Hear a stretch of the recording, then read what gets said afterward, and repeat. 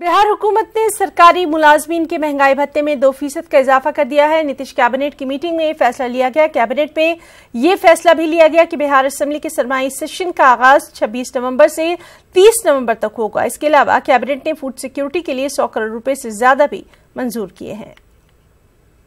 आज कैबिनेट में कुल 25 मामलों पर निर्णय लिया गया है। 12 है जो पेंशन प्राप्त, जो वेतन प्राप्त कर रहे हैं रिवाइज्ड पे स्केल में। अब तक 7% डीए मिल रहा था, अब उसको 2% बढ़ गया है, तो अब 9% हो गया है 1 जुलाई 2018 से। एनडीए में सीटों की तकसीम के मामले पर तनाज़ा बढ़ता जा रहा है। कई बार सीटों की तकसीम का मसला हल करने का दावा किया जा चुका है, लेकिन इसका हतमी ऐलान अभी तक नहीं किया गया। बीजेपी की हलीफ एलजेपी ने 7 सीटों पर दावा ठोक रखा है। इससे कम पर वो राजी नहीं है। प्रदेश पार्टी सदर पशुपति पारस ने यूपी और झारखंड में भी सीटों के मामले पर अपनी शराइत रख दी है।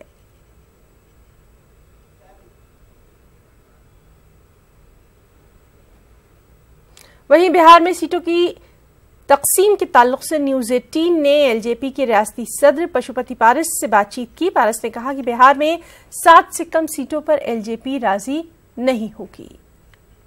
हमको 7 के अलावा और सीट चाहिए। 7 हम बिहार में लड़े थे, लेकिन बगल में आप झारखंड देखिए। झारखंड में हमारा ताकत है, हमारा संगठन है, हमारा वोटर है। बगल में आप बनारस में जाइए, वहाँ भी हमारा संगठन है, हमारी जात की संख्या अधिक है। लेकिन अगर लेकिन लोजपा 7 से नीचे नहीं जाएगी, किसी भी कीमत पर 7 से नीचे नहीं जाएगी। वहीं बिहार में कैबिनेट की तौसीक के सिलसिले में वजीर ज़राअत प्रेम कुमार का बड़ा बयान सामने आया है। इसमें उन्होंने कहा कि बहुत जल्द कैबिनेट में तौसीक की जाएगी।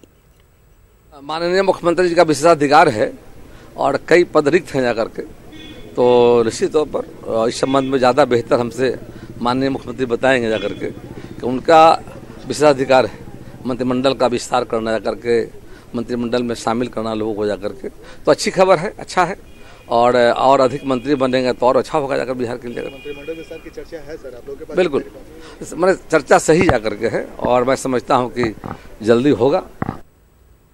आइन बचाओ इंसाफ यात्रा के दौरान गोपालगंज में तेजस्वी यादव ने बीजेपी और आरएसएस पर जमकर निशाना साधा। तेजस्वी यादव ने साजिश के तहत लालू प्रसाद यादव को जेल में भेजने का इल्जाम लगाया। साथ ही कहा कि डराने धमकाने के लिए 25 मुकदमे उनकी फैमिली पर दर्ज किए गए हैं। तेजस्वी ने कहा कि सीबीआई के साथ ईडी को भी, यानी इन्फोर्समेंट डायरेक्टरेट को भी उनके पीछे लगा दिया गया।